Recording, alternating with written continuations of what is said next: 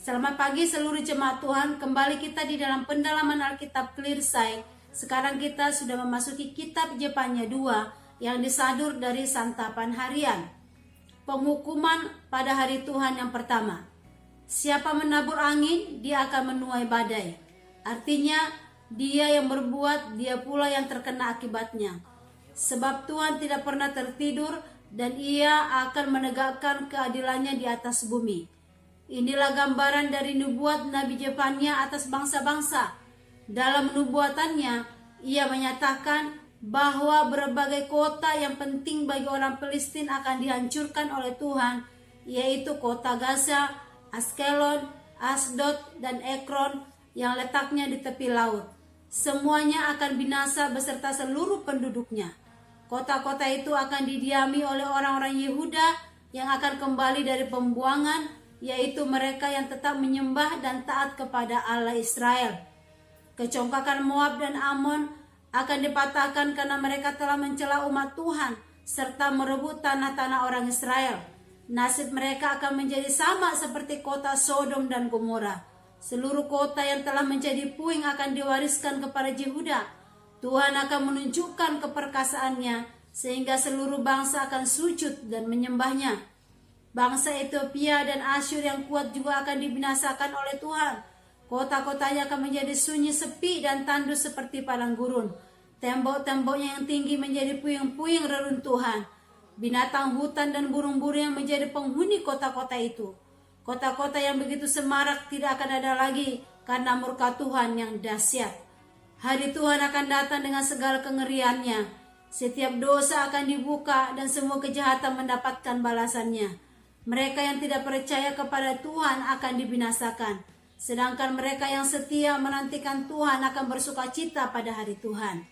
Bagi mereka, hari itu akan merupakan hari kemenangan karena kemuliaan Tuhan dinyatakan atas seluruh bumi. Bagi mereka yang percaya pada Kristus sebagai Tuhan dan Juru Selamat, akan menerima mahkota hidup kekal dan memerintah bersama Allah. Saat hari itu tiba, di manakah posisi kita?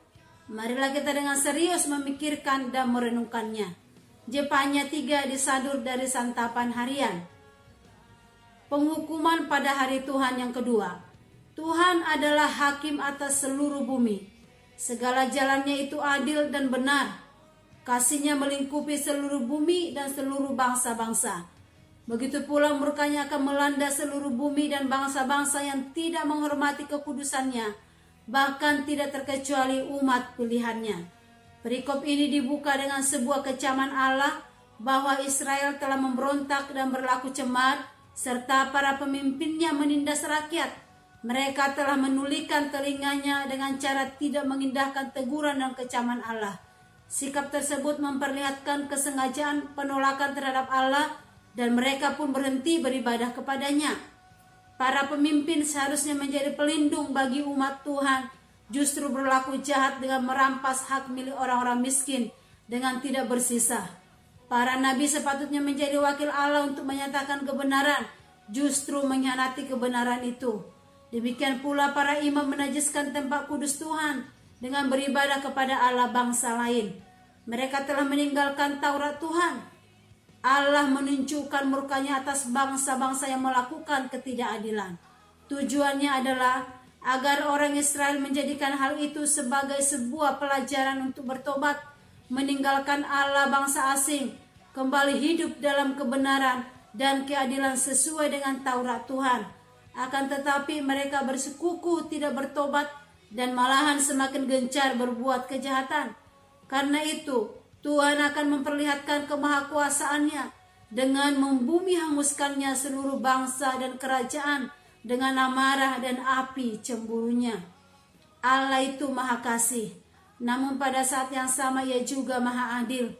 Berulang kali dinyatakan bahwa pada hari Tuhan Ia akan menghakimi manusia berdasarkan perbuatan dan hati. Karena itu, bertobatlah dari cara hidup menurut daging, agar murka Tuhan tidak turun atas kita. Marilah kita hidup seturut dengan roh Allah. Tuhan Yesus memberkati. Di dalam ayat 9-20, dia bersukacita. Seorang ibu menggendong sambil menyuapi anaknya yang masih bayi. Tiba-tiba tangan si anak menyenggol piring makanan hingga tumpah mengotori lantai. Belum selesai si ibu membersihkan tumpahan makanannya, si anak mengompol membasahi baju ibunya. Banyak faktor yang dapat membuat si ibu merasa kesal, tetapi ia terus merawat anaknya dengan penuh kasih sayang. Bagi si ibu, anaknya adalah kebahagiaannya. Menurut kita, bagaimana Allah memandang kita anak-anaknya? Apakah setiap saat dia memandang kita dengan perasaan marah, benci, dan kecewa oleh sebab dosa yang tiada henti-hentinya terjadi di dunia ini?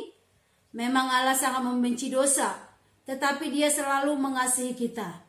Ia bergirang karena engkau dengan sukacita. Ia bersorak-sorak karena engkau dengan sorak-sorai.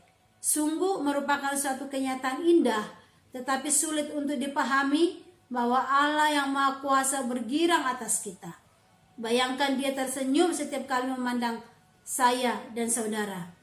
Saat kita menyadari bahwa orang tua kita sangat menyayangi kita, tentulah kita berterima kasih dan berusaha untuk membahagiakan mereka.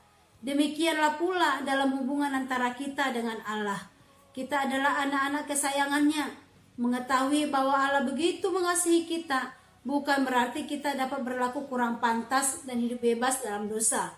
Sebagai wujud rasa syukur telah menjadi anak-anak kesayangannya, hendaknya kita selalu hidup dalam kekudusan dan kasih, seperti yang dikehendakinya.